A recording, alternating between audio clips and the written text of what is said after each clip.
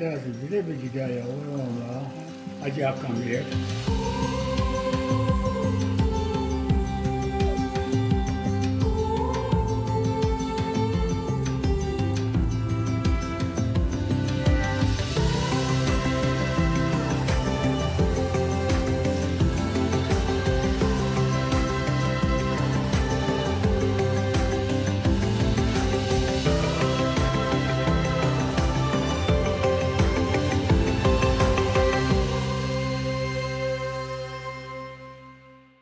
My name is Noel Joe Gould. I'm from Waikakama, born here, and I move away. Well, not move away, but was pushed away, when the government took over our land, civilization.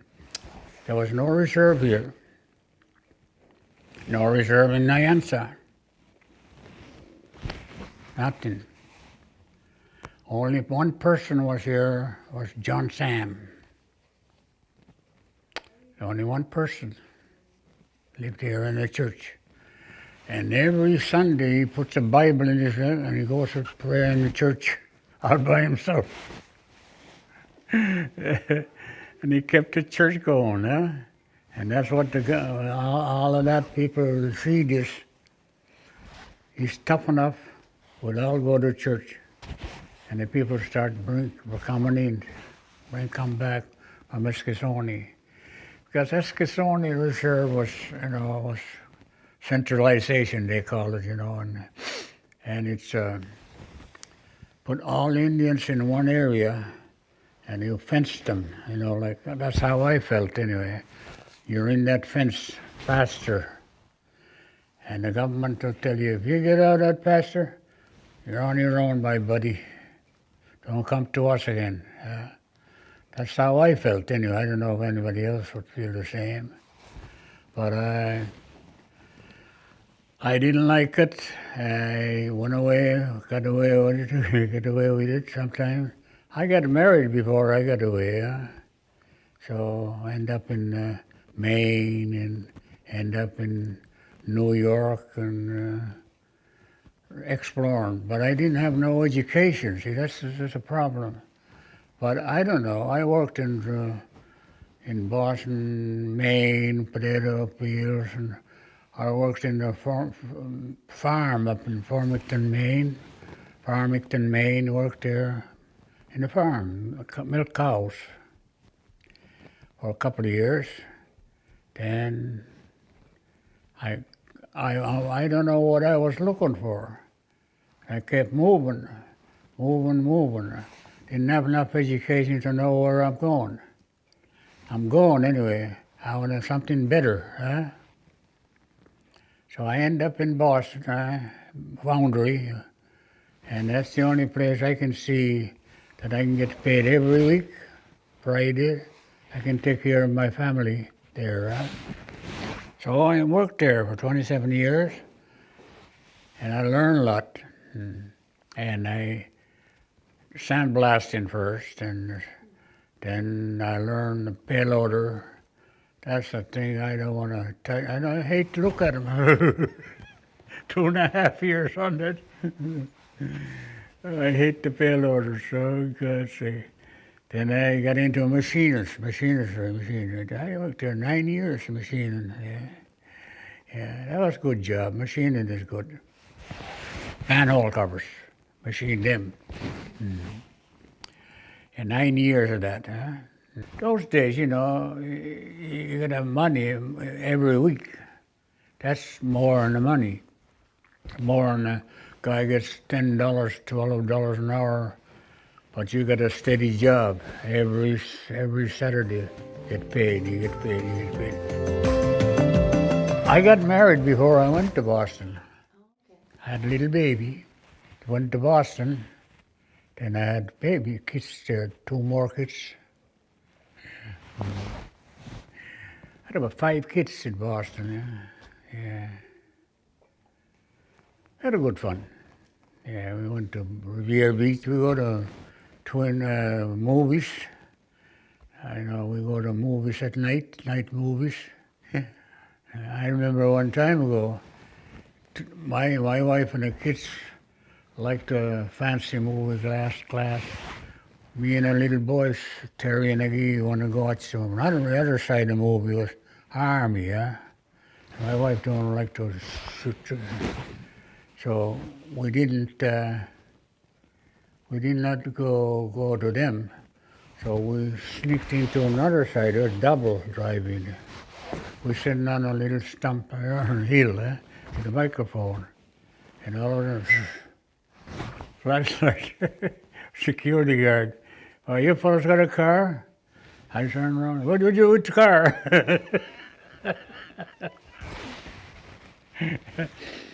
Get back in your side, he said. And I told him, we don't want to watch it. Okay, sit there then. He let us sit there. I don't know if you heard about it. It's about the plane crashed here in the mountain. I was in Truro then. We already lived in Truro. And I had to come here when I heard about it. But right from here, all the way down to where that new building is made, that was all that. So my uncle, John B. and Michelle and Mike Kukuku, they had a job to take the motor down and all that plane down there in the hill. So they made the road here, I think the hill up here, they made the road all the way up to where the plane crashed.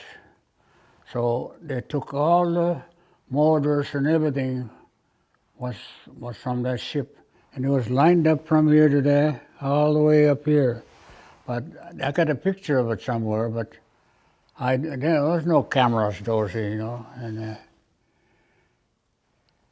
And when I seen it, that planes and everything like that, picture of it, I didn't see a real thing, but some little pictures, those camera things that I've seen a little picture of it. They're all lined up here, boat motors and everything. And they say one guy didn't get killed from that plane crash. The story of that man, I don't know, I never heard about it. He must be still alive. But one guy survived. And Indian people used to go up there and get little pipes, aluminum pipes to make rings. And they said the one guy from Truro, William Stone, said he's seen the shoes. Oh, got the shoes. I heard about it. I don't know how true it is. That's a Sky Mountain. You pass a Sky Mountain, you're all right. That's the highest mountain around here, And that you see, when I was up there one time, you see the trees just cut, big trees like that, cut into, and they say one guy escaped, one guy alive. There's a history of him somewhere. I don't know how true it is, but I wasn't here. But a lot of people here from Waikakama hear more about it than I did. Yeah. I got a picture of my farm, my house. We had a beautiful house, and it's just beautiful house. And we had a farm, and my mother, or my grandmother, sitting there with you ever heard of butter churn? You make butter, and you got a little close pipe. That old lady there be making butter in the morning and talking. And we had so much food there one time, and my buttermilk and cream and this and that. We had too much milk. So the mom used to give out the milk to the people in reserve. And we had a beautiful home. And the thing is, what I can't understand, I never forget that our step going upstairs, it was all carved out. Beautiful sticks like today, Where did they get them? Those days, where did they get them things? And my grandfather was a good carpenter. And I remember one time that they were two of my brothers fishing. Get salmon out here. Oh, you can get your salmon here. And you want to show off my father fish. Get the table clean, 4 big salmon there, laying out and waiting for my father to get up to see the salmon. Proud of himself. My father gets up. I just want to know what my father was going to say. No, I'm just a little kid, eh? Well, you fellas done a good fishing, huh? Yeah. Proud of you guys, huh? You'll be pretty busy today, passing out all that fish to reserve. So that's a lot of job for them, huh? You got too much salmon. Give you a point, my father will give you, don't overdo it, huh? And that's what they did. They delivered the salmon to the reserve, huh? A lot of salmon out here, oh God. Still? Codfish, salmon. What a beautiful spot here. That little island there is still there. A lot of people trying to do something about it, never had done with it. I was involved in some of it.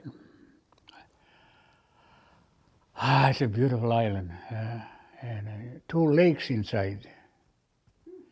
And you can clean it up, make a path through there, people walk around. Ooh, wilderness, woods. Get the kids in there. In the winter time, you walk across the ice. And when it's summertime, go the boat, or we used to make scow, 2, 3 logs, run across. It's not too far. I used to have good fun in the island. They cut wood, wood for stove, hardwood, for firewood. They hauled that out in the winter. That's all there was use for. There was so much ice here one time. My father and my uncle used to sell ice in the village.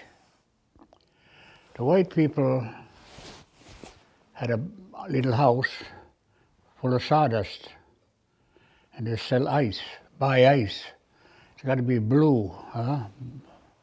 And they put it underneath. There's no fridges those days, And they got a little houses like sawdust. They keep the ice there during the summer. You want a piece of it, take it out, bury it till next year. That's the fridge.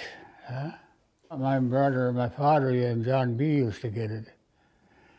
There used to be so much ice. They sawed like this, and it's about 4 foot deep, 3, 4 foot. Then the horse would come and grab it like that. They had a stuff. Horse would pull it out. And when they cut the blue ice, white ice, they just throw it away, and they put the blue ice in a truck, delivered in a village. My father was making butter tubs, and he hired 4 men with him all the time. Oh, they're small, like a wash pot, but it's got a cover on them, and they made them out of wood. Now all of a sudden, no more butter tubs there. They're not going to make them anymore. So they got some white guys or some Chinese or somebody made up type of butter tubs, but didn't work. They didn't last.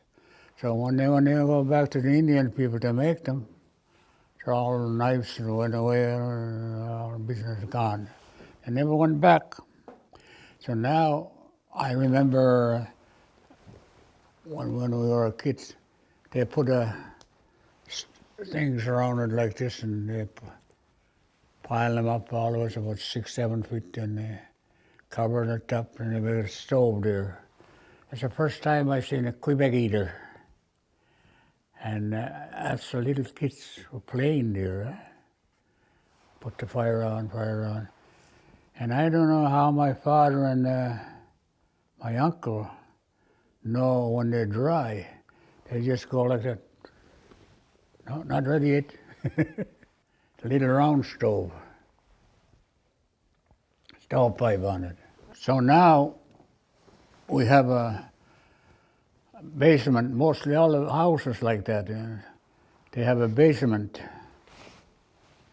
I don't know what the name of it, like they store stuff. Coal cellar, yeah. So mostly in the houses there was no foundation around it, so they made that coal cellar right inside the middle. I remember ours called road house, open the door, and you got to go in there, right? So you get in there. First thing you'll see is salt stuff, like codfish, dried up, eels and stuff like that, all dried up on this here. And you go further, you see potatoes, turnips. Well, det var det, det var det,